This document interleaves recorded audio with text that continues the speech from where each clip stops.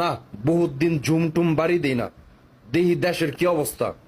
দেখা যাক এসডিএম এর ক্যামেরায় কিছু ধরা পড়ে নাকি আবার। ঝুম বাড়ি দে কই গেলাম গা। ও ইয়ে, কি জিনিস এটা? সস? হ্যাঁ, কি সস এটা? কিন্তু চান